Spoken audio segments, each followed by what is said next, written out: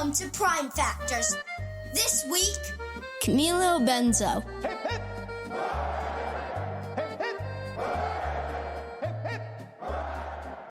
Hello and welcome back to Prime Factors. I'm Abram and I'm here with my dad. We usually review all the British Prime Ministers from Robert Walpole to Keir Starmer, but this week we're on vacation. Yay! Our family has been driving on a tour through northern Italy. You forgot we visited France and Monaco. And France. And we're going to visit a tiny part of Switzerland. And Monaco and a tiny part of Switzerland. And I know of no better way to appreciate a place than by learning about a little bit of its history. And fortunately for us, the Piedmont region, where we're spending most of our time, is the heart of the Italian Unification movement. We're not even in the Piedmont region right now. No, we're not right now, but we were earlier, and we will be again, I think. Maybe not. Fortunately for us, the Piedmont region, where we spent some time yesterday, is the heart of the Italian Unification movement and the home of one of Italy's greatest politicians. And the other guy who liked to fight. The Count of Cavour. No, Garibaldi is, he's not from Turin, he's from Nice. That's Nice. And Abram, Camillo, is who we're going to talk about this week. Then why does your book say Cavour? Because he's the Count of Cavour. So that means he's the only person who knows how to do math in Cavour? I'm not going to dignify that with a response. So just for our listeners and for you, Abram, the history of Italian unification is a complex one, but there are a couple key characters. Cavour, the political leader and a bit of a schemer, and Giuseppe Garibaldi. He's a hot-headed... Is he bald? No, he's not actually bald. But he has bald in his name, and he's hot-headed. Maybe his hair burnt off. Yeah. And Giuseppe Garibaldi, the hot-headed revolutionary. Garibaldi couldn't have unified the country politically without Cavour, and Cavour didn't have the stomach for the radical and aggressive nature of Garibaldi's approaches. But we are a Prime Minister podcast, and that means we're going to focus on Cavour. But Garibaldi's going to be out there and doing stuff as well as others, and I don't want anyone to think that we're only providing a part of the story. Don't forget that you can find us on Apple Podcasts, Spotify, YouTube, and at primefactorspodcast.com. We also on Facebook and Blue Sky. If you enjoy listening, please like, subscribe, comment, and review. However, we only accept reviews above 4 stars. Or at least 4 stars. If they want to review us lower, they can, but I would be sad. We only like reviews that are that high. Well, right now we only have 5-star reviews, so let's not inspire anyone to give us less. Okay. All right, are you ready, Abram? Oh, yeah. Picture this. It's well past midnight on a stifling July night in Monzembano, the far eastern edge of newly won Lombardy. In a dim anteroom of the royal headquarters, Cavour paced like a caged animal. A single oil lamp burned beside a bare wooden bench, casting long, wavering shadows on the plaster walls. This was no palace in Turin. Here the air reeked of ink, wax, and soldiers' boots.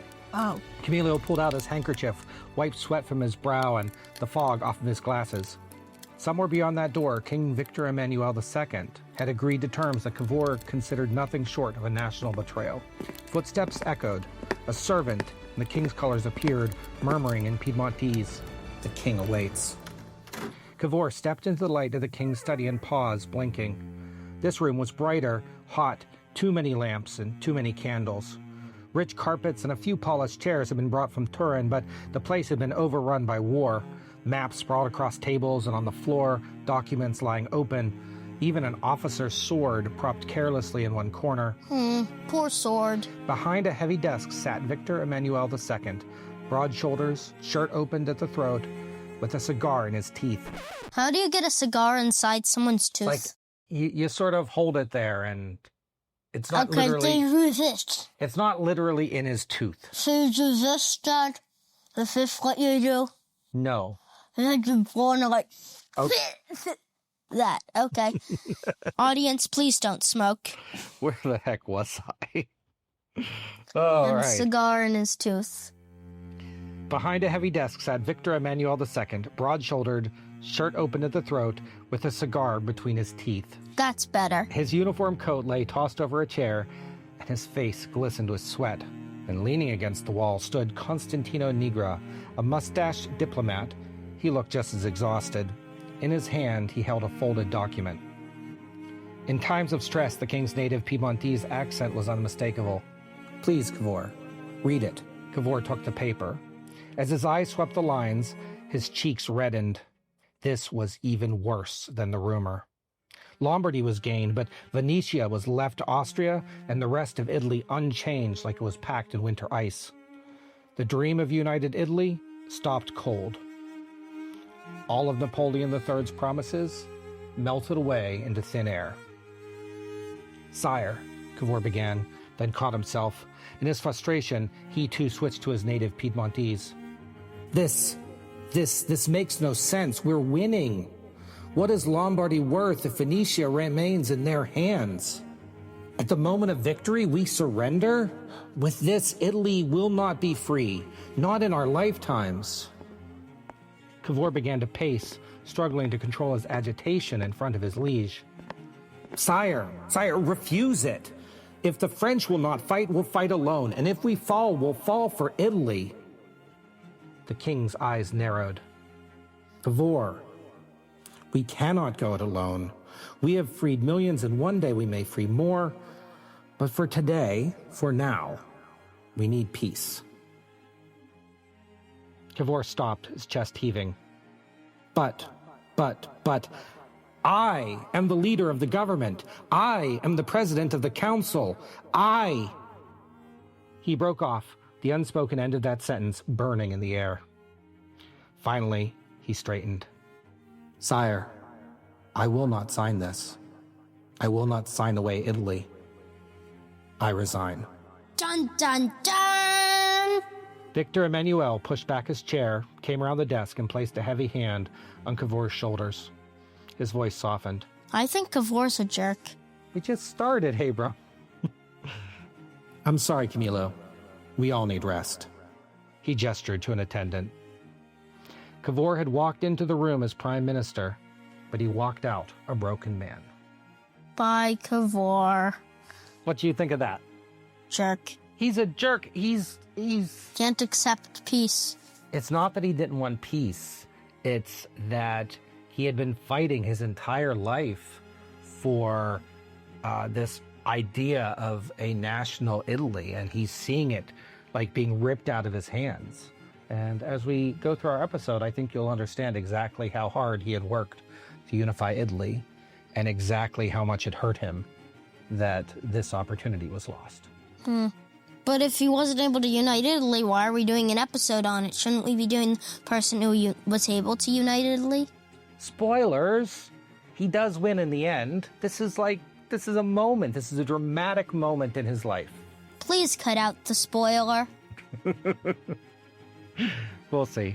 All right. Wait, so, Dad, you want our audience to know what happens at the end. I mean, it's pretty obvious, isn't it? Not all stories have a happy ending unless you're Disney. That's true. That's true. Anyway, shall we continue? A brief history of Italy. If there's one part of the world that I don't need to explain a lot of the early history about, it's Italy. The name Italy might have come from the Greek word Italia, which referred to a tribe in the tip of the southern peninsula, but it gradually came to mean the entire peninsula. And a little bit north of the peninsula. Yeah. We're not on a peninsula, Dad. There are several other explanations for the origin of the term, but let's move on. In prehistory, Italy was divided into small states and tribes, but thanks to the rapid expansion of Rome as an economic and military powerhouse, all of Italy was united by the Roman Republic era, and for the first time by the Social War around 80 BCE. Everyone in the peninsula could be a citizen, and a common culture began to emerge, and was only strengthened as the Roman Republic gave way to the Roman Empire. And there are millions of good books and podcasts about the Roman Empire, but Abram, how many Roman emperors can you name? I'll try, though. Augustus Caesar, Tiberius, Claudius, Nero, Caligula, Nerva, Trajan, Hadrian, Antoninus Pius, Marcus Aurelius, Lucius Verus, Galba, Vespasian, Titus, Vitellius, Domitian, Commodus, Septimius Severus, Geta, the evil guy. Who's the evil guy? The one who killed Geta. Are you doing them in order? Mostly. Jesus. The teenager. Okay. Let me think. The guy in his 50s. What? I can't remember their names, so I'm just doing, you know. Okay, we don't need to keep going, but... Oh, I know, Caracalla. He was the evil guy. Good. Do you have any more you want to name for the end? I'll name the Western ones. Okay, go ahead. I want to see how well you do. Let me see. Honorius, Majorian, Libius Severus, Romulus, Julius Nepos, Olybrius, Anthemius, Petronius Maximus, Anthemius. The impressive thing is you haven't named a single Constantinian, and those are like the most famous for most people. What do you mean by them? Constantine and Constantine II and... Constantine and Constantine II. And Constantius. And Constantius. You always impress me by sometimes you know the ones that I don't expect, and you don't know the ones that I expect. Should we just continue, Abram? No. Abram, good job. Okay, let's continue. The Roman Empire conquered most of Europe, but by the 400s was in a state of deep decline. I know. As the barbarian and non-Roman tribes increasingly colonized and conquered parts of the Roman-held territory, and the whole Roman system was crumbling. When did it fall? 476. The last claim to it was in 480. Yep, and that led Italy to be controlled by who? Do you know? Barbarians. Odoacer, specifically, proclaimed himself the King of Italy. And you might want to remember that title, King of Italy, because it's going to be important later. He was conquered by the Ostrogoths. But don't worry, the Eastern Roman Empire will save the day by a whole bunch of people you didn't name. 100 years later, Justinian I had managed to reconquer Italy by 554 CE, but it wasn't done easily. The peninsula had suffered under famine and disease and was very weak, and so it became very easy pickings when the Lombards came in 568. And after that, it was going to be more than 1,000 years before Italy was united again. Oh, that's sad. Ironically, the Lombards would adopt some post-Roman customs, including the use of late Latin. And despite being a barbarian kingdom, this idea that they were once part of what had been a unified culture persisted. In the next 1,000 years, controls of parts of Italy would change hands many times. Charlemagne would take over the Lombard kingdom, but much of the peninsula would remain outside his grasp. Abram, what years did Charlemagne rule? He died in 814. But I don't know when he started to rule, when and where and how. As we advance further into history, Italy became a battleground of nations and ideas. Venice and the maritime republics would rise as trading centers. So there's Venice and Genoa. More or less. During the Renaissance, city-states like Genoa and Florence would be epicenters of European culture. Okay, so everything's Genoa. The Catholic Church remained the seat in Rome. And Genoa. Not Genoa. Yes, Genoa. But controlled faith and territory across the continent. And against all of that, powers like Spain, France, and Austria treated Italy like a chessboard as they took direct control or propped up individual leaders. And by the late 1700s, where we're going to start our story, Italy will be completely broken, with at least a dozen semi-independent regions. Including Genoa. Some of which are under the thumb of one empire or another, including Genoa. Yeah. Which I think actually at this point, Genoa is still Piedmont. So it's part of Sardinia. We are, for now, going to focus on just one. Genoa. The Kingdom of Sardinia, which is in the upper northwest corner of Italy. And Sardinia. It is called Sardinia, but it's not just the island, right? And Abram, for our listeners that don't know geography as well, where is the island of Sardinia? So there's a boot and it's kicking a deflated soccer ball, okay? And then above that soccer ball, near the player's jersey, if you go a bit over here, and there's a weird rectangle thing. Okay. Yes. And there's two of those islands. So which one is Sardinia? Sicily's the deflated soccer ball that the boot's kicking, while towards the middle of the boot, there's the rectangle one. That's Sardinia. Mm-hmm. And what's north of Sardinia? Europe. Right, but there's another... Genoa! Not Genoa. There's another island. Yes, it is. Genoa's north of Sardinia. Is it really? Yes. Great. I was trying to get you to say Corsica. Yeah, Corsica is north of it. Anyway, so it's called Sardinia, but it's not just the island. It's named after sardines. I think sardines are named after it, actually. Oh. So it's called Sardinia, but it's not just the island. It's also Piedmont and Savoy. So for our purposes, the Kingdom of Sardinia, the capital, is actually in... Genoa. No, it's Turin. and not Sardinia, not Genoa. It is Turin.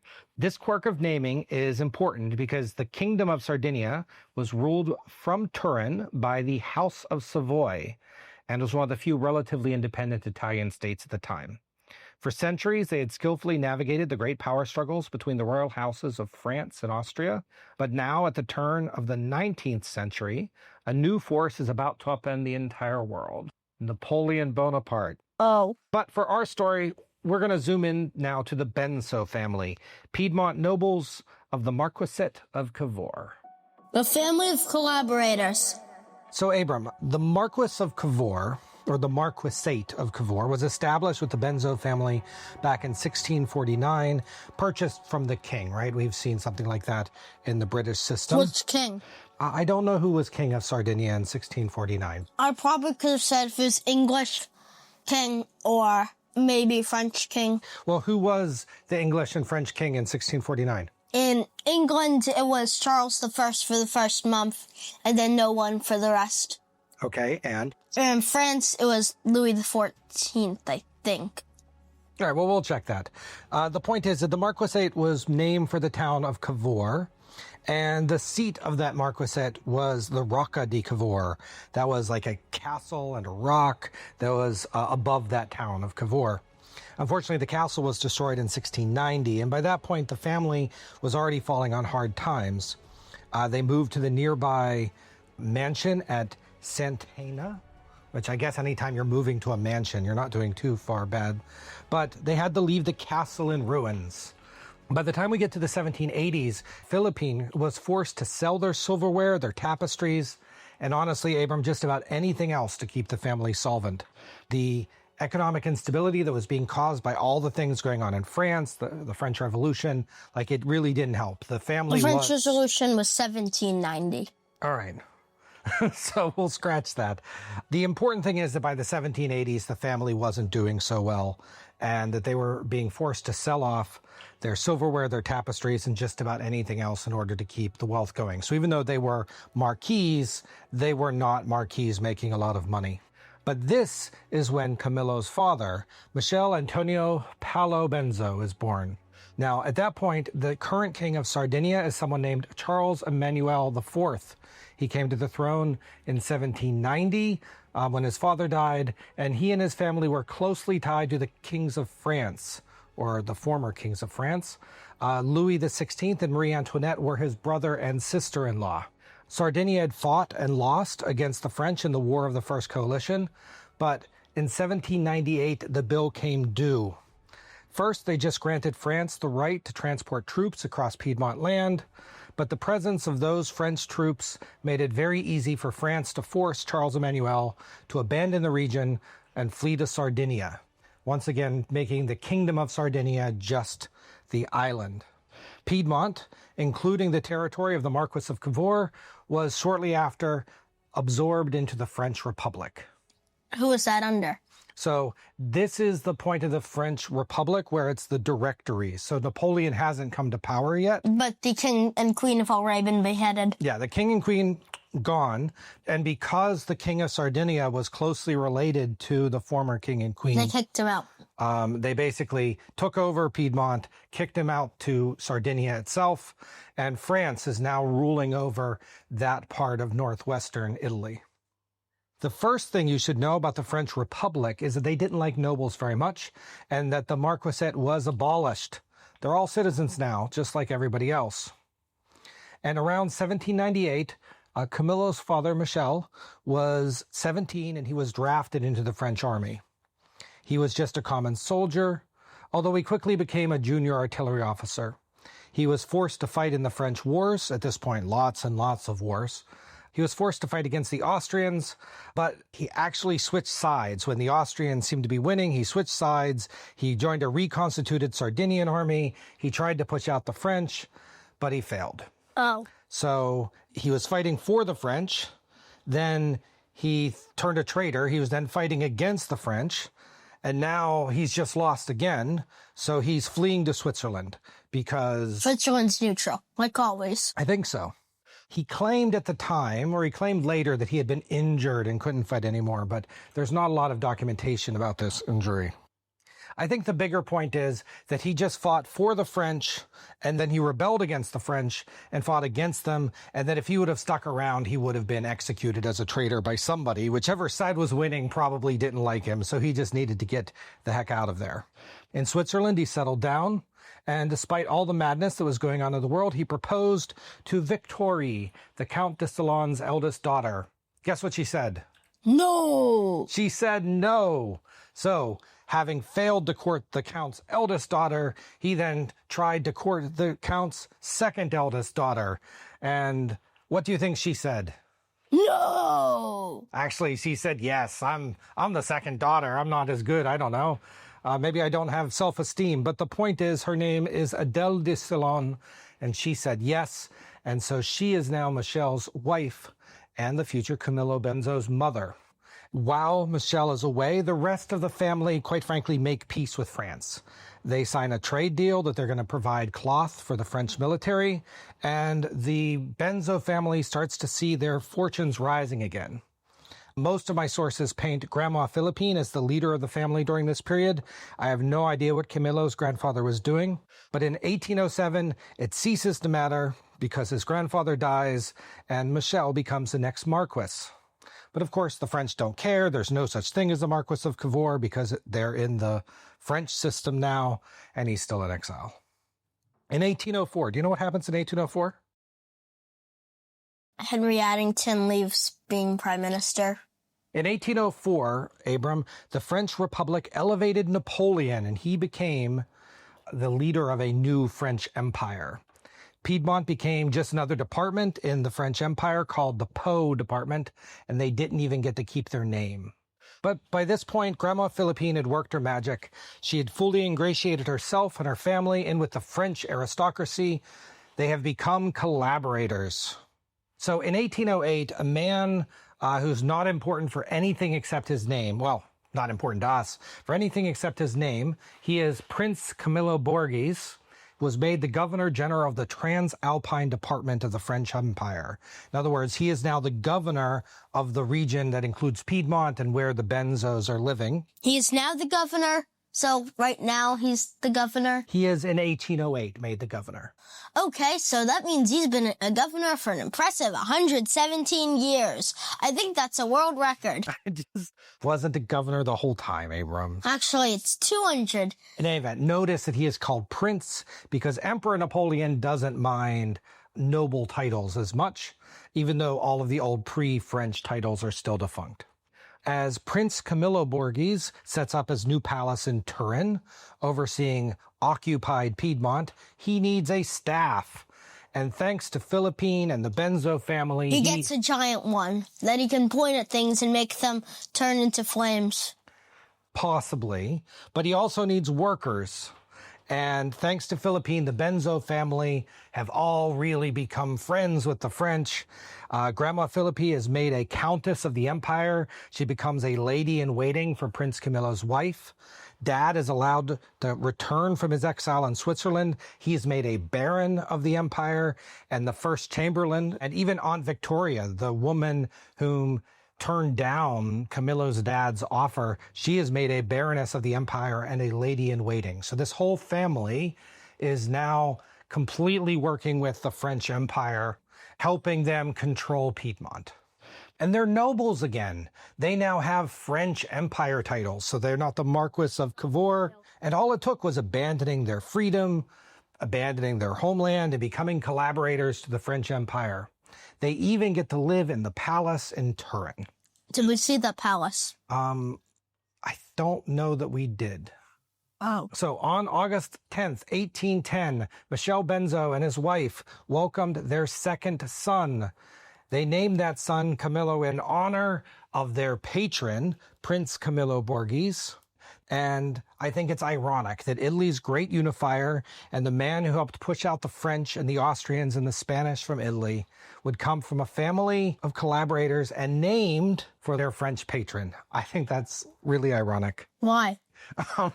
It's just weird, right? So just somebody that is so important to the freedom of Italy would be so involved, or his family would be so involved in the domination of Italy by the French.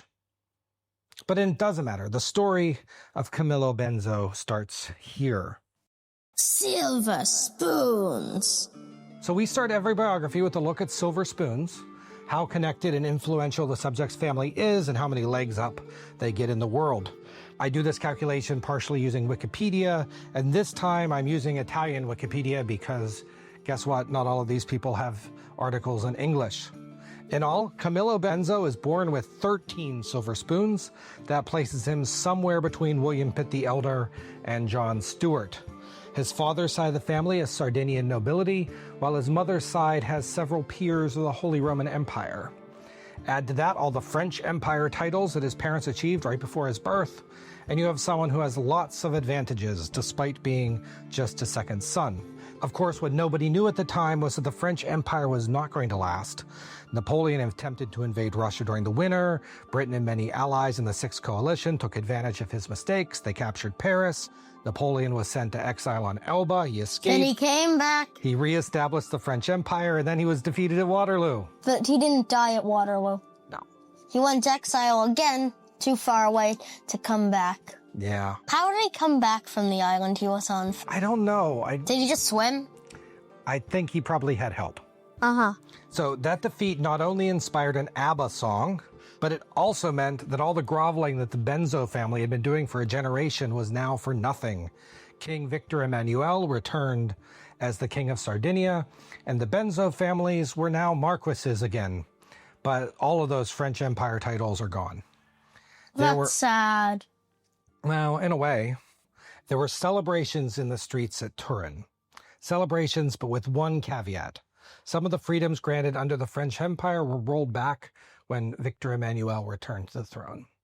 This also meant that young Camillo Benso, who has not yet turned 5, is now called the Count of Cavour as a courtesy title. Why?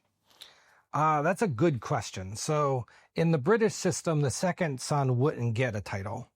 But in the Sardinian system, which seems to be based on the French system, that his elder brother was allowed to be called the Marquis even before their dad was dead. But as the second son, he's allowed to be called the Count. I found contradictory information as to why that is allowed, but let's just go with it. He is called the Count of Cavour because that's what he is going to be called the rest of his life. He's never going to be a marquis. Well, he can't be because his brother isn't going to die. Well, not in enough time. His brother's immortal! Since we're on the subject of change, let's look quickly at what Italy looked like when the French Empire was gone. Sardinia is now a bit larger than before. It has Sardinia, Piedmont, Savoy, and Liguria. Sardinia also controls what is now part of France as far west as Nice. That's Nice. Did not control Morocco, but they... Morocco? Monaco? Yes. Sorry. They didn't control Morocco. Why do you need to point that out? They also protected Monaco, although that was semi-independent. Northeast Italy is called the Kingdom of Lombardy-Venetia, and it's part of the Austrian Empire. That includes Milan and Venice and everything further east. Heading south, Parma, Modena, and Tuscany are all technically independent duchies, but they're really puppets of the Austrian Empire. Further south still, and east all the way to Bologna, are the Papal States, centered around Rome and home to the Pope. What's south of that?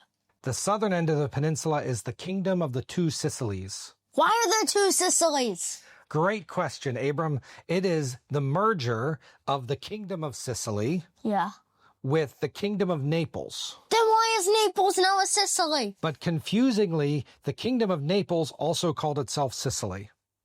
So by merging the Kingdom of Sicily, which is Naples, with the Kingdom of Sicily that is not Naples, they now call it the Kingdom of Two Sicilies. So that means a place is now also referred to as a Sicily. Yes. So the Two Sicilies were previously under the Spanish thumb. Okay, so is this the Portuguese thumb and this is the Spanish thumb? Yes. So, and these are the two Sicilies? Is this essentially what happened? Yes. San Marino, independent, but very, very tiny. Is it tinier than now? It's the same size as now, I think. We do get a funny story when Camillo was 6. When visiting family in Switzerland, the family traveled with rented post horses, much like the same way as we saw in some of our British episodes. The 6-year-old Camillo was very unhappy with the quality of the horses, and he immediately demanded that the postmaster be fired when they arrived at the Swiss village. The host replied that only the mayor, called a syndic, could fire the postmaster, but that Camillo could have an audience with the mayor the next day. So imagine a 6-year-old kid, right, demanding when they arrive in Switzerland, I want to see the mayor.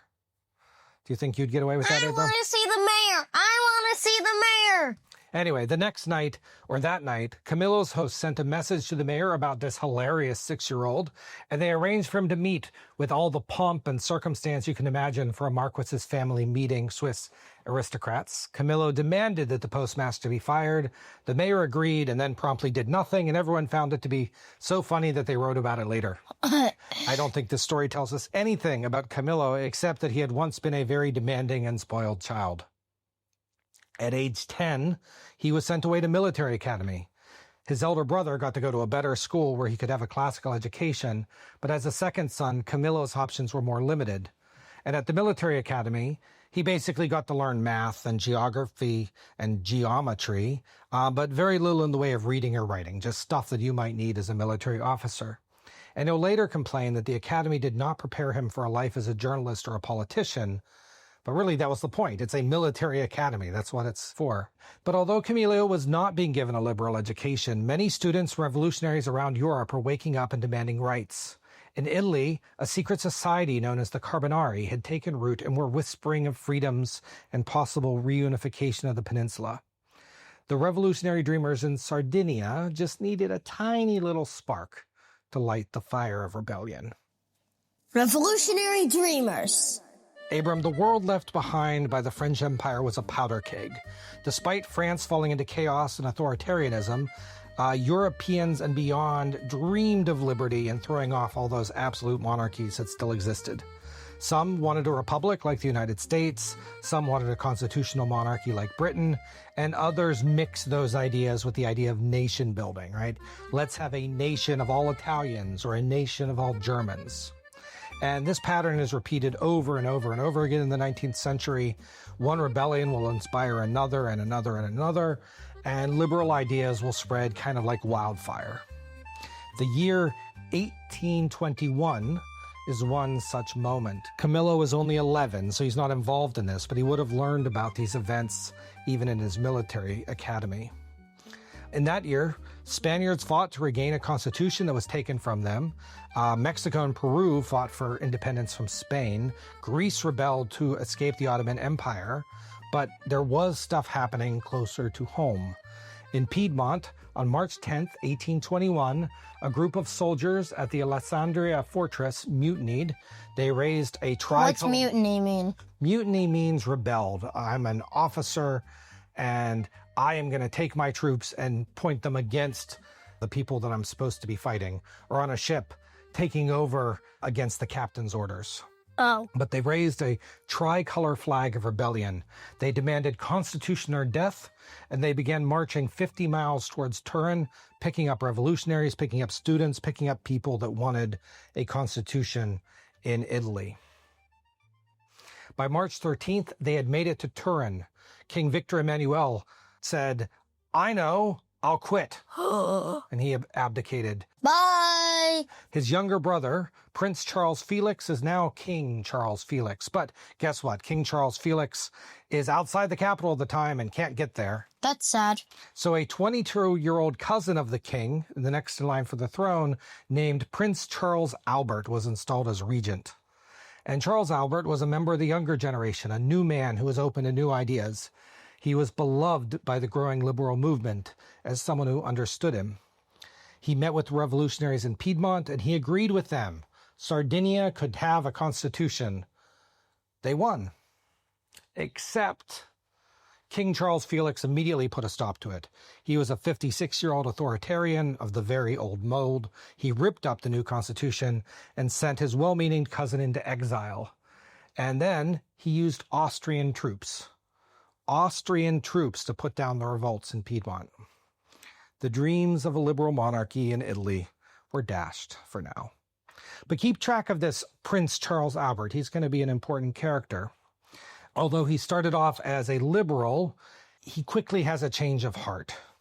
He personally joined a force to invade Spain in 1823 to reinstall their king. And he's going to be seen now by all those people who saw him as a potential hero.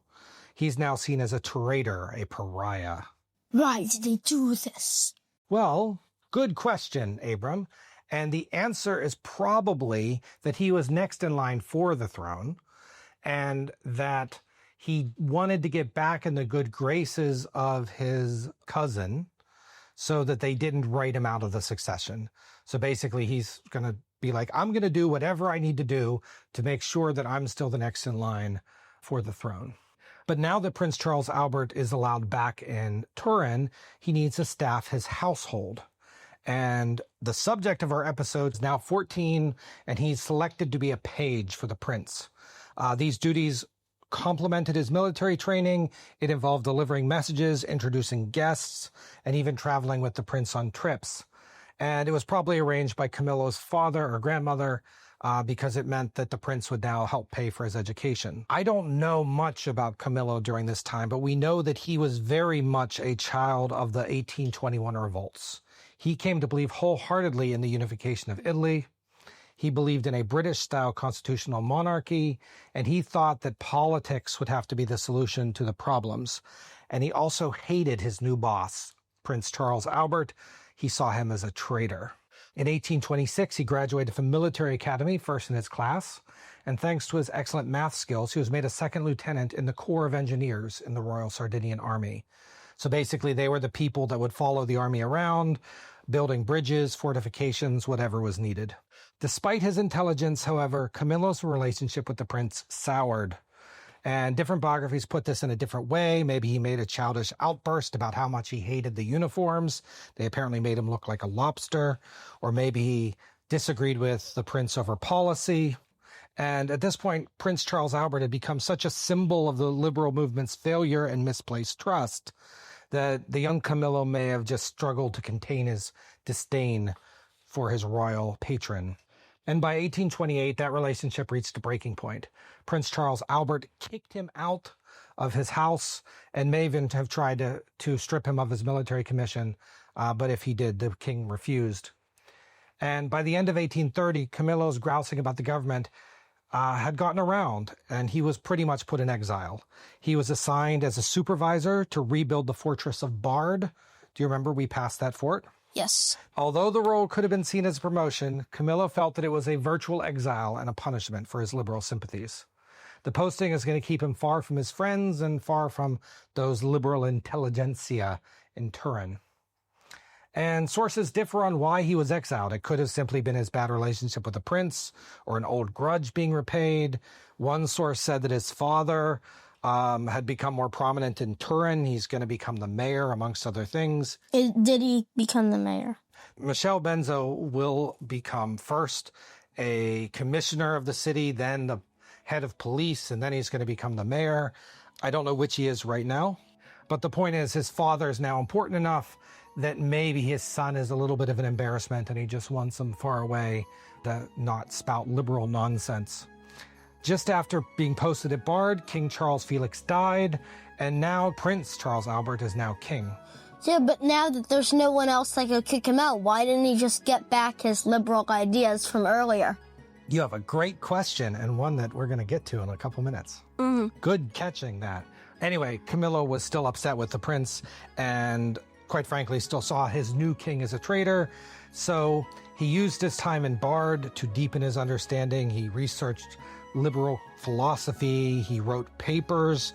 He talked about the importance of finding an Italian Washington that would be able to deliver Italy in case 1821 ever happened again. But he's also being loud enough at this that he's seen as an agitator. He's being watched by the police. He's a radical, or something like one. And so in November 1831, at age 21, Camillo's anger at being trapped at the Bard fortress boiled over. He resigned from the army and returned home. He was still full of ideas, but now he was unemployed. A man of the land. By this point in 1831, Camillo's family had largely found their place again in Sardinian society. The sins of them working with the French had been forgotten, and Camillo Benso was now more than acting as the Marquis of Cavour, and as I told you earlier, he has become established in Turin. Despite being out of the military, Camillo was not idle for long, and his father just gave him lots of work in order to keep the young man busy. First, his father rented a property from his sister-in-law, who is now the Duchess Vittoria de Salon. This property is at a town called Grinzane, and Camillo gets sent there to run this estate, which mostly consisted of unproductive vineyards. And at the same time, Camillo also bought himself an estate at Liri, about a full day's carriage ride from Grinzane, and that estate was focused on rice fields. It was so poor that his biographer reports that he had only a single servant who had to act, get this, one servant, Abram, as cook and butler and housekeeper. Can you imagine being so poor that you could only have one servant to do all of those jobs? We don't even have one servant. Man. We have 0 servants. Yeah, we're clearly not related to marquises, I guess. Camillo wrote proudly that, quote, "I have purchased a large estate among the rice fields. All I am want of is the money to pay for it." Fortunately, his father was rich and gave him the money. Camillo seems to have dropped out of politics at this point, with one exception. He became the mayor of Grinzane. About 350 people lived there, most of whom were employed by the family's estate. This was an appointment, not an election. At this time, they did not elect mayors, but it meant that he had responsibility for people and not land. And that became his life. He managed 2 estates. He was the mayor of a small town. He did write to his aunt, however, and said, quote, "Do not imagine that all I have suffered has in any way abated my love for the views which I previously entertained. I still want a constitution. I still want freedoms, a constitutional monarchy." But now he was too busy to deal with it. Both estates did very well under his stewardship, and what he had learned of engineering at the military academy went very well for establishing irrigation, importing the latest technologies. The wines that were produced at Grinzane apparently went from barely drinkable to well-respected. I don't know if I believe that, but hey, they say it's true. He had a knack for management and leadership, and he made his lands profitable. And this kind of reminds me of Rockingham, right? Because he had his lands that he made profitable. Oh, yeah. As things settled in, Camillo even finds time to travel and visit Switzerland, France, England, and Belgium, and he always keeps his ears open. I wouldn't want to keep my ears open. Wouldn't that be gross? You know what it means. No, I don't. And he spends the next 15 years of his life growing his businesses, tending his lands. But as the 1840s rolled around, revolutionary fever once again spread across Europe. Of course they rolled around, because there were trains. Another spark was coming, but this time, the now 38-year-old Camillo Benso is going to be right in the center of the action. The revolutions of 1848. Camillo may have retired to run his family estates, but he never strayed far from his revolutionary roots. He used his 15 years of free time to learn, improve his English, and read all that he could from the revolutionary thinkers of his day. And when he traveled, he would often learn about other political systems. He was particularly fond, it seems, of the British constitutional monarchy, but to be honest, that might be source bias. I'm only able to read English sources, and so naturally the English sources would say he really loved the British. But he did like systems that kept a king or queen, and he wanted those systems to have a powerful parliament to give voice to the people. Now, Britain didn't have a written constitution, and something that he certainly would have felt was a gap, but he thought that their system worked okay. And so in 1847, Camillo returned to political life. He co-founded a newspaper called the Il Risorgimento. Il Risorgimento. Or Rising Again in English. Thank you, Abram. Which championed liberal ideas, pushed for a constitution, and called for the unification of Italy. He and others wrote articles for it. I'm not positive the paper was even legal when he started it, but he was far from the only such agitator in Europe. And quite frankly, that Camillo was very correctly reading the international mood. On January 12th, 1848, armed groups in Palermo, that's Sicily, right, Abram? Yeah. Is it one of the Sicilies? It is one of the Sicilies, right? Yep. Armed groups in Palermo aimed to undo the 2 Sicilies and restore the rights that they had lost in 1812, which inspired others, and on and on and on until it seemed like every nation in Europe had seen some revolutionary activities. Paris, Baden, Munich, Vienna, Budapest, Berlin, Milan, Prussia, Venice, and dozens more. Dublin? I don't think Dublin. They're busy with a potato famine, I think slightly later, but... Yeah. Some of these were successful, right? At least at first. Governments were toppled. King Louis Philippe of France abdicated in favor of President Louis Napoleon. King Ludwig I abdicated in Munich. Metternich, the Chancellor of the Austrian Empire, resigned, right? So all these people were rising up all over Europe and demanding rights. And it seemed, at least for a moment, that they were being heard. And King Charles Albert, who you remember was once the liberal darling, but now the enemy, he saw the unhappy people in Turin outside his palace windows. And did not care at all. Well, Camillo and other journalists attempted to get an audience with the king, but the king refused. He didn't want to be seen to bow to public pressure, but he also didn't want to wait until the unrest in Turin got out of control. He saw what had happened to those other kings. But I have a question. Why didn't he go, now that the people stopping him are dead, why is he no longer liberal again? This is one of the big mysteries. Roy got so wrapped up in being the enemy that he became the enemy. Possibly so, but... What do you think happened? I think that you're going to get a clue in just a second. Mm-hmm. So when Camillo and other journalists outlined their ideas for a constitution in the press, the king may have thought back to his days as a bright-eyed 23-year-old prince and thought, hey, now would be a good time to become a liberal monarch after all. He changed his mind. He is now a liberal monarch. He says, yes, let's have a constitution. And he looked out the window and saw the people with the pitchforks and the torches and said, well, it's better that than being toppled. Why do they have those weird science fork things? Pitchfork. Do you know what I'm talking about? No, not tuning forks. They're not walking through the streets holding tuning forks. Yes, they are. They're walking through the street holding pitchforks for... No, they're holding the tuning forks.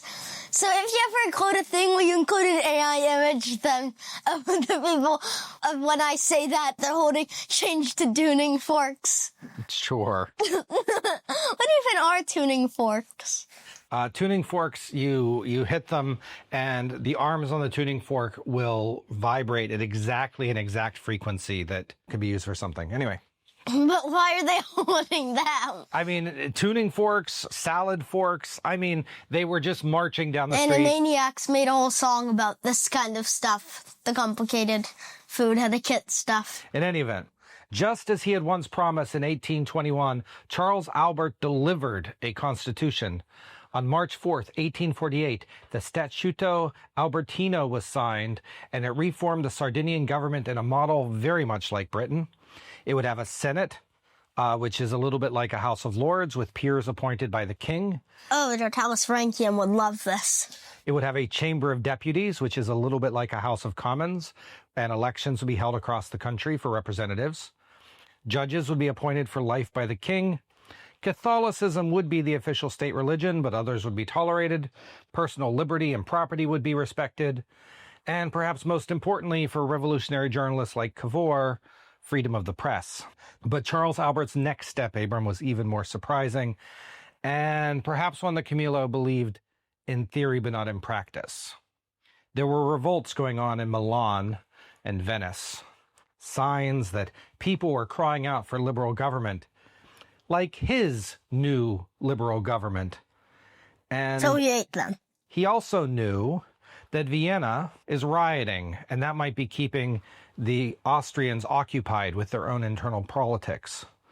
And so Camillo actually wrote about this directly. He said, quote, "The moment has arrived for the Sardinian monarchy, the moment of grave deliberations, that which decides the fortunes of empires and the fate of nations."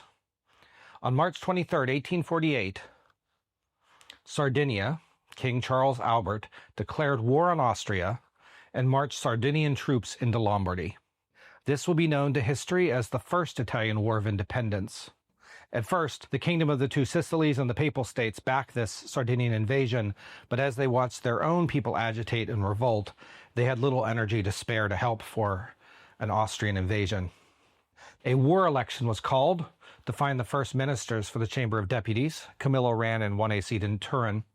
And remember that at this point, Count of Cavour is just a courtesy title, so he would have to be in their House of Commons, not in their House of Lords. Why did he stop being like... Well, he will never be a lord. He has a courtesy title because his dad is a marquis, and later his brother will be a marquis. But unless his brother dies without kids, he will not become a marquis. So by the way... Then why is he a count? Because in the Sardinian system, which is very different than the British system or any other system that I have ever heard of, the second son gets a subsidiary title. So when he was born, he was the second son. The first son got a courtesy title of marquis. The second son got a courtesy title of count. Why? I don't know. To make a long story short about this first Italian War of Independence, King Charles Albert made mistakes at pretty much every step. He overestimated how busy Vienna would be on its own problems and how quickly they could respond. He also expected more help from allies, but they all found excuses to be elsewhere when the Piedmontese army began to suffer defeats. His hope was that with Milan and Venice revolting, that he would be able to march in and the people would rise up and join his new liberal monarchy, but it just didn't happen. Turn after turn, Charles Albert was defeated until he had no choice but to backtrack to his own borders and sue for peace. There was one particularly good Sardinian revolutionary leader, Giuseppe Garibaldi, and we saw many, many monuments and streets named after him on our trip. And he managed to do better against Austria than expected, but he also lost and had to flee to Switzerland. He wasn't a general, more a uniter of people, and his red shirts were not an official branch of the military, but... Was he just, like, got a bunch of random guys and just gave them guns? A little bit more than random guys, but people with guns that don't always do what they're told. That's pretty much him. Make a note of him because he's going to be back later. Austria stamped out all the revolts, including those in Italy, before the end of the year. And so did the German Confederation and Prussia and everyone else. The forces of authoritarianism, Abram, won every time, although there were a few gains. France gave all men the right to vote, for example, but the presidency of Louis Napoleon wouldn't quite be the liberal democracy that some hoped for. Do you know who Louis Napoleon is, Abram? Yeah. Who is he? Person from France. I know, but do you know what he is better known as? The person from France. No, I'll keep that as a little surprise then. Austria caved, they eliminated illegal serfdom where it existed, and in many other places, the liberal dream just sort of went underground for a while. In Sardinia, King Charles Albert was humiliated. And do you know what he did? Changed his mind. He actually, that is a really good thought, but no. He abdicated. Bye! Yep, and so he gave the throne to his 29-year-old son, who is now called King Victor Emmanuel II. You saw... How many statues have we seen of King? I calculate about 10,654. We saw a lot of statues of King Victor Emmanuel II on this trip. So in what was a very important point, though, do you know what King Victor Emmanuel II did? No. He kept the Constitution. And his second. Well, we'll get to that part. So Sardinia will stay as a parliamentary democracy, even though the dreams of Italian unity seem over. So did we pass the scene from the thing? No, we're not there yet. Was it just another almost identical scene? Of them having to accept defeat? Yes, there's going to be a couple more defeats before they can get victory, don't worry. Camillo wrote, quote, "As long as liberty exists in one corner of the peninsula, we must not despair of the future. As long as Piedmont can protest its institutions from despotism and anarchy, there will be a means of working successfully at the regeneration of the country." But now they just had to figure out those means. Camillo saw that romantic popular uprisings were doomed, and that it would be up to the new Sardinian government, of which he was a member, to learn from their defeats and rise to the challenges ahead. Cavour in politics. With the war over and the Sardinian constitution entrenched under King Victor Emmanuel II, let's take a little look at what he was stepping into. Given that they had to create a parliament quickly, rooms were taken from existing palaces and repurposed. This is much like the way the British Parliament reused chapel rooms from Westminster Palace and turned them into meeting spaces. Cavour was in the Chamber of Deputies, and they would meet at a place called the Palazzo Carignano. in Turin in an oval room called the Sala de Camera. The salad? Something like that. Even though the new constitution had been in effect for only 14 months, the government was extremely unstable. It was 8 prime ministers before one could stay in office longer than a few weeks. But a man named Massimo D'Azeglio has just been voted in, and he's going to manage to hold the government together for a couple years. Right now, the key factions in parliament are: the largest group is called the clerical wing, or the historical right. They wanted to strengthen the power of the church. They believed in monarchy, but they liked the constitution. That's D'Azeglio's faction. The second is called the moderate left, a group that likes democracy, wants to reduce the power of the church a lot, and they'd be happiest if there wasn't a king at all. The third largest is the liberal right, soon to be known as the Cavourian right, a group that cared a lot about free trade and wanted to reduce the church's role in government. And as the name suggests, this is where Camillo Benso will align himself. It's kind of in the middle. And there were a handful of smaller groups representing other interests. There was an ultra-Catholic party, and there was another party on the other side that said, get rid of the king now, right? So there were smaller groups, but this is what was in parliament. The clearest thing to say about Camillo at this point is that he's a pragmatic leader. He believes in liberal causes, but he's trying not to be dogmatic about them. He wants a constitutional monarchy, and he doesn't trust republics, right? He saw how France's attempts at a republic failed, and that just led to radicals and chopping off heads and eventually the return of authoritarianism. He has a great quote about this. Quote, "What is it that has always wrecked the finest and justest of revolutions? The mania for revolutionary means." Right? So revolutionaries become manic about doing everything in exactly the right way, and that eventually leads their governments to collapse into something worse. Another quote, "When reforms are effected in good time, far from weakening authority, they strengthen it. Frankly, follow the examples of the Duke of Wellington, of Earl Grey, and Sir Robert Peel. Follow broadly the road of reforms without fear of being inopportune. Do not think that it will weaken the cause of the constitutional throne, for it will, on the contrary, strengthen it." I think you recognize some of those names, right, Abram? Person who tea is named after, the Waterloo guy, and the Olympialite Party guy. Okay. What? No, I like it. But what do all three of them have in common, Abram? Something special. You're just being difficult, I see. What? That's okay. But behind all these feelings is the belief that in the end, the results must be a united Italy. He said, quote, "Reforms will gather about it all the live forces of Italy and conduct the nation to the destiny awaiting her." And he made a prediction around this time that came true. He thought that the 1848 revolt in France, which just toppled their king and put Louis Napoleon in power, would collapse. He thought that they moved too quickly, and he was right. President Louis Napoleon is better known to history as King. Emperor Napoleon III. Oh. After he gives up on democracy and decides to stay in power by force. You know, people that are democratically elected and then try to stay in power by force, thankfully that can't happen in the U.S. Well, why do you say thankfully? I'm just saying. Almost all the victories that were won in the rebellions of 1848 and the rebellions that followed were short-lived, but Sardinia kept its constitution. Victor Emmanuel II was a constitutional monarch. He did not go on his promise. In the end, Charles Albert provided that constitution that his younger self would have wanted, and his son followed suit. And I think that is amazing. Oh, yeah. But as a result, many nations in Europe refused to acknowledge them. Russia would not recognize the Sardinian government at all, while Austria would not see them as anything more than a threat to peace in Lombardy. And in fact, they're not going to sign a peace treaty for a number of years later.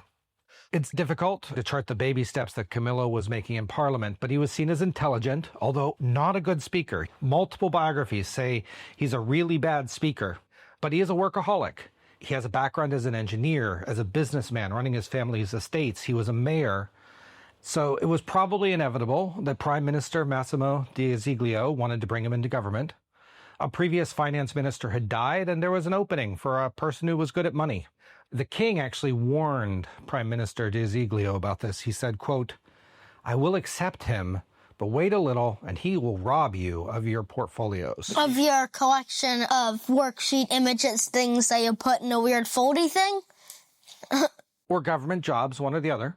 In October 1850, Camillo Benso joined the government as finance minister. And actually, biographies are all over the place on this. One calls him the Minister of Trade, Agriculture, and the Navy. Like, he had multiple jobs. The names of those jobs are translated differently in English. What's clear is that he had an important job, and he began negotiating trade deals with England, France, Belgium. In December 1851, just as I said, Louis Napoleon dissolved the National Assembly in France, and he was going to declare himself emperor a few months later. But much of the focus then on the Sardinian government was actually worrying, right? Mm-hmm. What if France tried to occupy Piedmont again? When Camillo was born, he was born in occupied Italy. France controlled it. And this is the moment, Abram, where Camillo showed what kind of politician he was. There was a debate about the freedom of the press. To use a metaphor that Prime Minister D'Azeglio liked, he saw France as a sleeping lion, and it would be best if Sardinia didn't do anything to wake the lion up. And as such, it was argued by some that they needed to curb the freedom of the press. They didn't want any writers, and don't forget that Camillo was a writer first, annoying the French enough to cause them to invade. For 5 months, the Sardinian parliament struggled to pass this law, and this is until Cavour broke ranks and formed an alliance between his own group and the moderate left, and he succeeded in passing a bill. He found a legislative compromise that was just acceptable enough to both sides. They were able to pass the law. So 2 of the 3 parties agreed on it, just enough. He got 2 of the 3 groups to come together in a marriage of sorts, pass this law, but it fractured the government. D'Azeglio managed to stay in power, but most of the ministers resigned, and in fact, Camillo was fired from his jobs. Why? Because the king was upset that he did not follow the way that he wanted it to have been done. Like, he went outside and negotiated these deals back room. Oh, in the smoky back rooms. But while he was temporarily relieved of his duties, Cavour... I wouldn't call it being relieved, because I don't think he's relieved to have gotten fired. Well, I don't like how people say, like, you're guilty, when that's also an emotion. I don't like those terms. So, with a little free time in his hands, Cavour traveled to France. He met directly with Louis Napoleon to try to better understand France's position, see if they were going to invade. But in October 1852, Prime Minister D'Azeglio gave up. Cavour's union... Now he's relieved. ...of the moderate left and the moderate right was too strong of a combination, and the king did the only thing he could do. He invited Cavour back into government, but this time in a new role. What? Prime Minister of Sardinia. Prime Minister of Sardinia. Well, that's the next subject heading, yes. And I feel like we could almost just use that take. Prime Minister of Sardinia. So, Cavour laid out his plan as Prime Minister like this, quote, Piedmont must begin by raising herself, by reestablishing Europe as well as in Italy a position and a credit equal to our ambition. Hence, there must be a policy unswerving in its aim, but flexible and various to the means employed, embracing the exchequer, military reorganization, diplomacy, and religious affairs. So he had a huge problem to solve first. Thanks to that war in Austria that King Charles Albert started, Sardinia had been forced to pay reparations. You know what reparations are? Nope. When you lose a war and whatever... Oftentimes you have to pay a fine, shall we say, to the people that you lost a war to, to compensate them for the damage. So think Germany after World War I had a lot of war reparations. And that's why they went from Germany to Germany. No. Yes. No. That's a little bit why the German people were more able to listen to a somewhat evil guy who didn't want to pay the reparations anymore. Anyway, that's a dramatic oversimplification of the causes of World War II. So because they went from Germany to Germany, that happened. I have no idea what you're saying, but okay. Germany! Germany to Germany. See? So usually in this case, it meant austerity, right? The country would have to spend very little, especially on the military, just to pay back the war debt.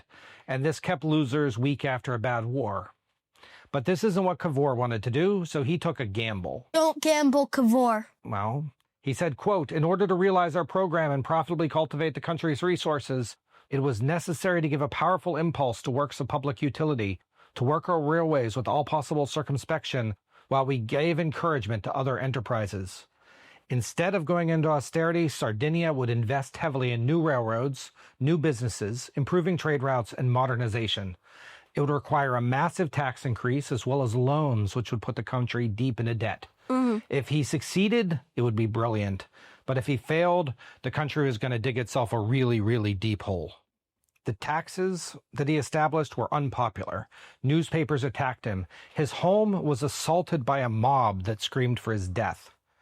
The increased taxes on tops of crop failures were devastating to the Sardinian farmers, but he didn't give in. The next day, after that mob attack, he made a spectacle of himself, walking from his damaged home to the finance ministry through the public streets, all but daring the mobs to come after him, but also showing that he wasn't scared.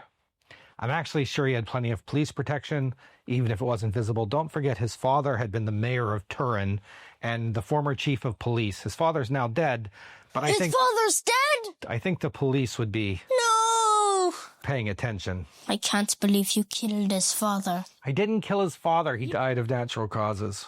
That's what they think. Cavour's efforts massively increased the number of railroad lines in Piedmont, such that they were building more faster than any other region in Italy. He was particularly proud of a railway from Turin to Genoa that would take trade goods to and from the coast. And when it opened in 1854, he rode in a place of honor on the very first train. The rail lines were not just for trade, but they allowed for rapid movements of troops around the country. And while the nation rebuilt its military, it would be able to more quickly deploy them west to prevent encroachment from France or east from Austria. In diplomacy, he met with Louis Napoleon and worked to establish a positive relationship with France. Keeping France as a friend to Sardinia and not likely to invade and occupy it would keep the focus where it needed to be, that is, on Austria. And there wasn't a moment when he wasn't thinking that Lombardy and beyond were still controlled by Austria.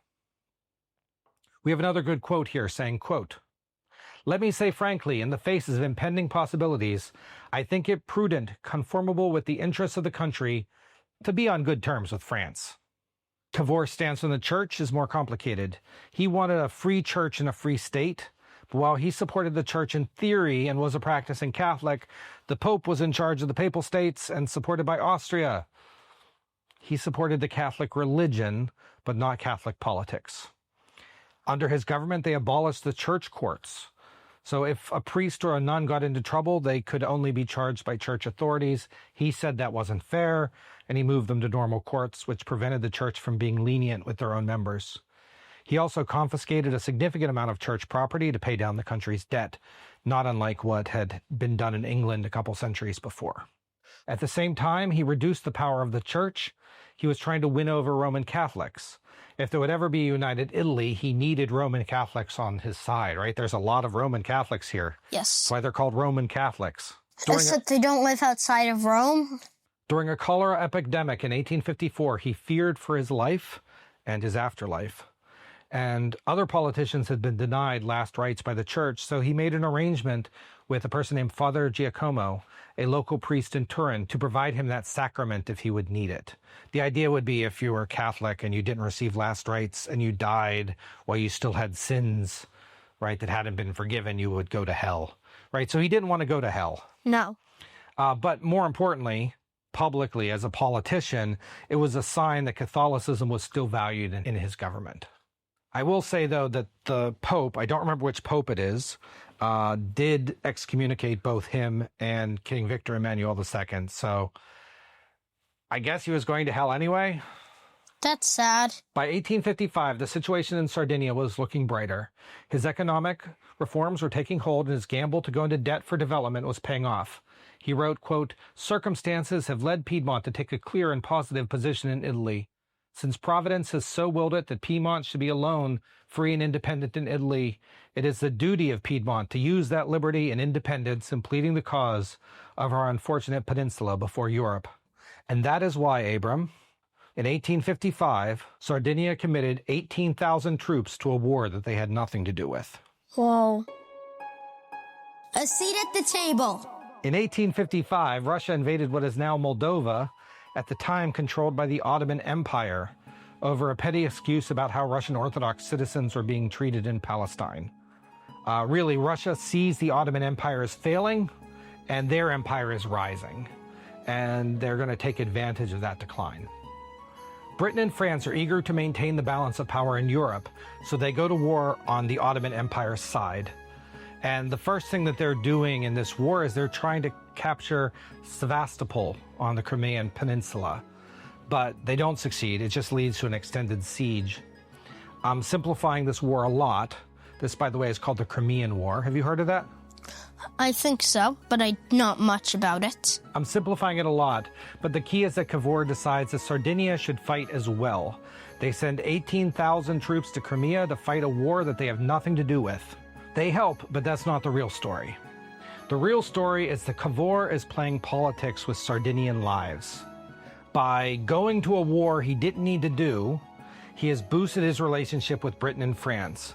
And again, France is a risk. They could at any time decide that Piedmont would look really great on a map of France. Cavour hoped to use this improved relationship to secure their help if Austria had ever invaded. And so hold on to that thought for just a minute. It also had a side effect of having real-world combat training for 18,000 troops. So hold on to that thought, too. In September 1855, with Sardinia's help, Sevastopol was taken, and Cavour went to Paris to help negotiate the peace treaty. This is a huge deal that they were invited to the peace table. They were acting like a full-fledged nation, like they were important among the powers of Europe. Benso arrived at the peace conference 3 weeks early and used that time to wine and dine Napoleon III. And who was the British Prime Minister in September 1855? George Hamilton Gordon. Or did he already leave? I have in my note here Palmerston. I think so. But the Crimean War was George Hamilton Gordon. Yeah. He also circulated a document called the Memorandum on the Condition of Italy, which reminded everyone that he wanted Italian unification. He wanted it to be an official topic of the peace conference, but that's crazy because the peace conference was about the Crimean War, but that's what he wanted, and he was turned down. But during the signing ceremony, he asked to give a personal statement. In brief remarks, he spoke about the Austrian occupation of northern Italy. Austria angrily demanded to be able to respond, but that's what he wanted. He put the subject of Italy on everyone's mind. I don't have an exact quote, but Napoleon III apparently remarked that Cavour came to Paris with nothing, but he left as the talk of Europe. And so that sounds like a big win to me. The result of this is further rapport with France, including an agreement for a tunnel under Mount Cenis to directly link France to Piedmont. It'll be an engineering marvel of its age when it opens. Was that the tunnel that has the land stuff? I'm not sure if that was one of the tunnels. We went through so many. Anyway, it's not going to be done in Cavour's lifetime, but when it is done, it's going to reduce the amount of time to travel from Paris to Turin from like 2 days to less than a day. And here's a stranger note for you. This is around the time when the Cavour decides that he needs to learn to speak Italian. Okay. Did Italian exist already? Yes. Up to this point, Cavour has been most comfortable speaking French. That was probably the language he spoke at home, as well as the language of government in Sardinia. The locals spoke an Italian dialect called Piedmontese, which he also spoke, but this wasn't true Italian. The real Italian is the literary Italian of famous writers like Dante and Petrarch. And Cavour actually will never become an expert speaker in Italian, but he's moving closer to establishing literary Italian as the language of the new state that he wants to build. And all he has to do is keep Napoleon III on his side. It sure would be a shame if some Italians tried to assassinate him. A secret deal. On January 14th, 1858, 2 Italian men attempted to assassinate Napoleon III outside of a Paris opera house. Why? Because he was an emperor. He was destroying the democracy in France. They planned the attack in Britain, and Lord Palmerston was forced to resign in part because of the implication that Britain was involved. The lion, France, was now awake. And there was a real risk that France was going to invade in order to prevent any future such attacks and to punish the nation that they felt was responsible, Sardinia. Angry letters went back and forth, but this is where Cavour's diplomacy in the Crimean War and all that time whining and dining Napoleon III paid off. He pulled something that I think in politics can only be described as a Uno reverse card. Whoa. Somehow, Cavour managed to convince Napoleon that it was Italian revolutionaries who tried to kill him, yes, but it was Austria's fault, because if Austria hadn't destabilized the peninsula, there wouldn't be revolutionaries. And if Austria wasn't occupying northern Italy, then those revolutionaries wouldn't have anything to complain about. And so, in July 1858, Cavour and Napoleon III secretly signed the Plombières Agreement. There was going to be a war, and this is what they agreed. First, Sardinia is going to antagonize Austria and get them to fire the first shot. It was critical that Austria look like the aggressor. France would then send, sources differ, 150,000, 250,000 troops to aid Sardinia. They would be added to the existing 100,000 Sardinian troops that they already had. King Victor Emmanuel II would personally command some of the troops so that it would clearly be Sardinia's war, even though there would be more French troops. When they won, and they planned to win, the Austrian regions of Lombardy, Venetia, Parma, Modena, and Romagna would form a new kingdom of Upper Italy, and in time, maybe not very much time, be permitted to merge with Sardinia. A new kingdom of Central Italy would also be formed, but it would be ruled by a French vassal. Sardinia agreed to not try to unify all of Italy, but France would reduce the control of the Papal States to just the region immediately around Rome. Which region? Lazio region? Yes. So the Pope would be the new official leader of a confederation of Italian states. So in theory, there would be a loose grouping of Italian countries with the Pope as the leader. And France wanted two things in return. First, they wanted a political marriage between Prince Napoleon Jerome, Napoleon III's cousin, with Princess Maria Clotilde of Savoy.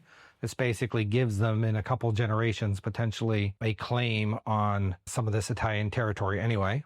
He also wanted two bits of territory, Nice. That's Nice. And Savoy. Okay. So to get the eastern bits of Italy back, France wanted the western extremities of Sardinia to be taken away. They considered it a fair trade, although I don't know that the Sardinian citizens there were pleased about it, and I know for sure one wasn't. Who? Giuseppe Garibaldi. Hi. He's from Nice. That's Nice. He is very unhappy about this. In March 1859, Sardinia mobilized its army. Austria demanded that they stop. Sardinia refused, and so Austria declared war. They crossed into Sardinian territory and invaded. And this is called the Second War of Italian Independence. Austria knows that France is coming, so they try to win quickly, capturing Novara and Vercelli before making a beeline to Turin. But fortunately, the Sardinian troops are able to halt them at Alessandria until Napoleon III arrives with reinforcements. The tide is turned, and the combined French-Sardinian force enter Lombardy for the first time on May the 20th. Rebellions in various Italian regions rise up, and they support the Sardinian regime. Emperor Franz Joseph of Austria fires the general that was losing this war and decides to lead it directly. But at this point, Italy becomes almost an afterthought. The war becomes a personal battle between Franz Joseph of Austria and Napoleon III of France. And although the French capture Milan, and it seems like they could keep going, the two emperors have a sit down and decide that they have enough.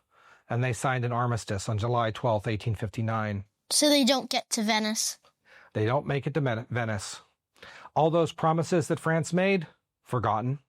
Central Italy was going to be given back to Austrian puppets. Sardinia would get Lombardy, so that's nice. But the dream of Italian unification would be over. Under pressure, King Victor Emmanuel II signed the armistice. We saw this in the beginning of our episode in our Picture This. Why did France just give up? I don't even have a good answer. So they were able to get Milan, but that's about it. They stopped after Milan. Okay. Cavour wanted him to keep fighting, even without French support, but it was a lost cause, and so in disgust, Camillo Benso resigned as prime minister. Cavour's Italy.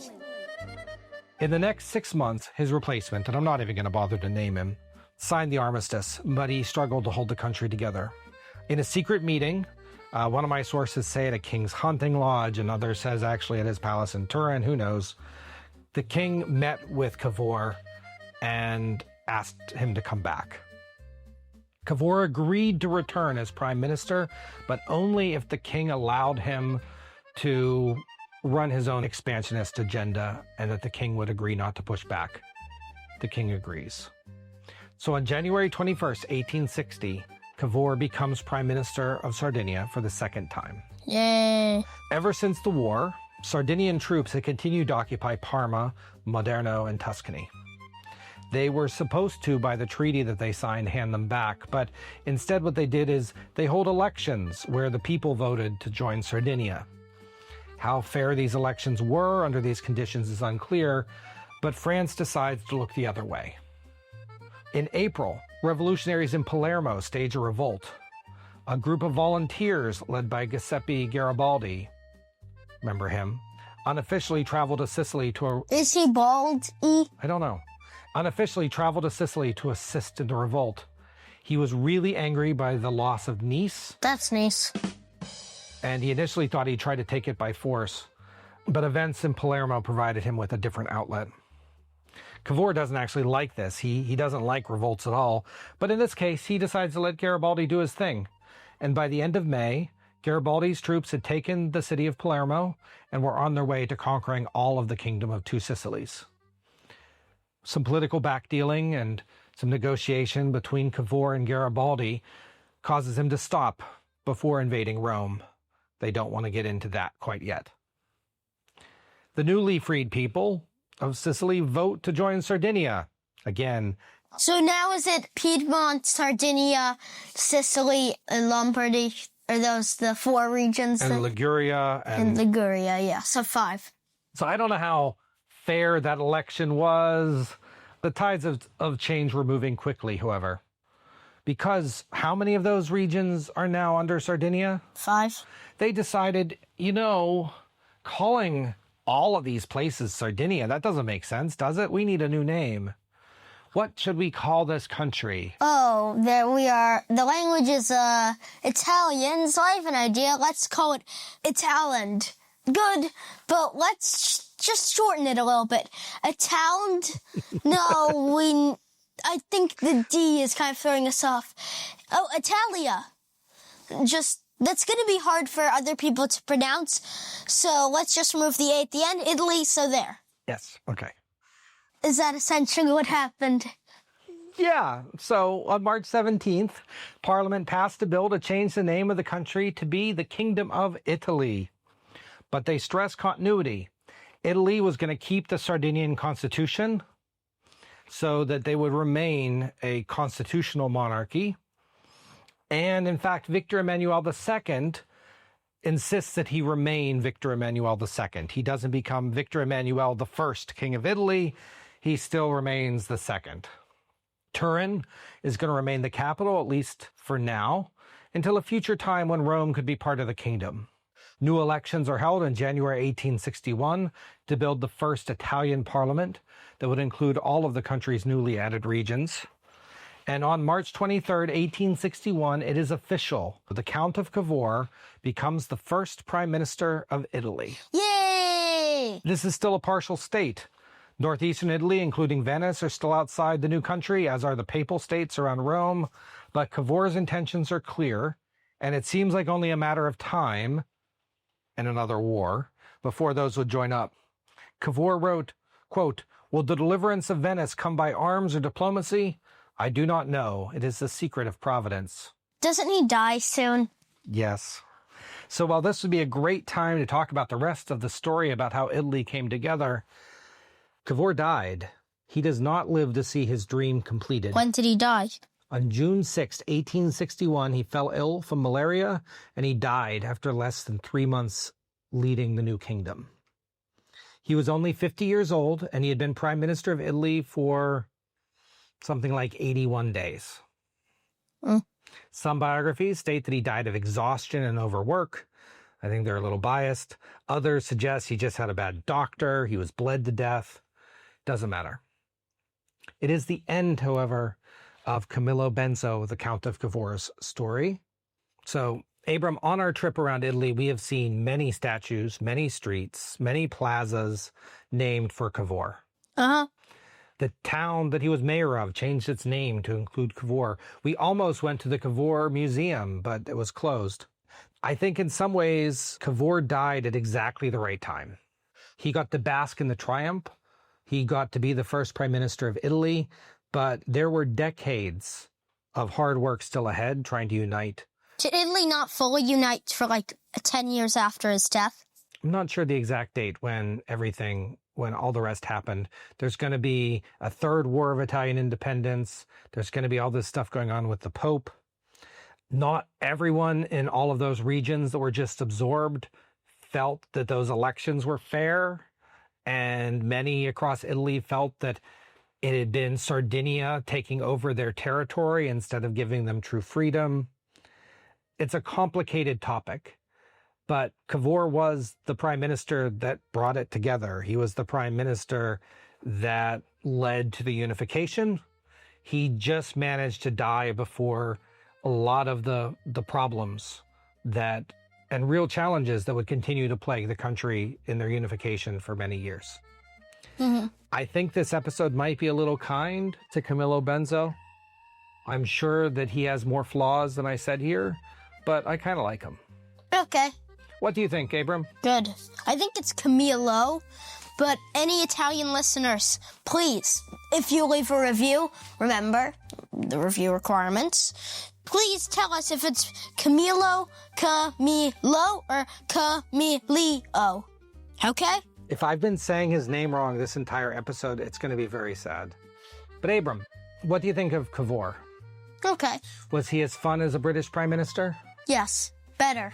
Better? Mm-hmm. Dad, is it okay if we continue this trend by, in a few days, making, a special? We'll continue it on to have the rest of them join. It would be called the Reunification of Italy, where, the first half would be directly taken from this episode, and the second half would be, newly recorded material. Abram, would that be okay? If you want me to make a special episode finishing up the story of Italian unification, I'll do it for you. Uh-huh. And you hear it here, guys. He's asking me for this.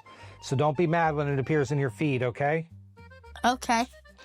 All right, Abram, I think we are good with this episode. We aren't going to rate him because we can't. We're not going to rate him. I had a lot of fun doing this. We are going to go out and do a gondola ride in Venice. That's cool. So all we have to do now is say goodnight, Abram. Good night. Bibliography. This week's episode was recorded on location on a northern Italy road trip, primarily in Aosta and Venice. We started in Nice and visited the monument erected there in honor of the transition of the city to France. And I cannot tell you how many Cavour, Garibaldi, and King Vincent Emmanuel II statues, squares, and streets we encountered on our journey. We even made a stop in Santena, the hometown of the Marquisate of Cavour. Italy is an amazing country, and I am so glad that I had the chance to share this story with Abram and with you. My key sources for this episode are The Life and Times of Cavour by William Roscoe Thayer, written in 1911, The Life of Count Cavour by Charles de Mazade, written in 1877. I used an English translation of the French, but I'm not sure who did the translation. And Cavour by, wait for it, Countess Evelyn Lillian Hazeltine Carrington Martinigo Cesaresco, written in 1904. None of those books represent recent scholarship, so I did my best to validate using online and other materials. Better sources did not arrive by the time we left for Italy, so I made the best of it. Any errors that I introduced are my own. If you enjoyed this second vacation episode, please check out last year's episode on Ito Hirobumi, recorded while we were in Japan. He was a terrorist turned politician and was assassinated for his trouble, and it makes an amazing story as well. Next time will likely be another special episode as we close out the story of Italian reunification. Abram has asked that we cover it, and we are currently looking at a special episode with a guest host. So please look forward to that. Our editor this week is Pale Beau from Radio Guru. If you like the way this episode sounds, and I certainly do, please check him out. If you enjoyed this episode, please like and subscribe. I know Abram says this at the top, but we really are dependent on our subscribers and to get the message out about our podcast. We're really excited about the work that we do, and we are so grateful for your and every listener that supports us. Thank you, and we'll see you soon.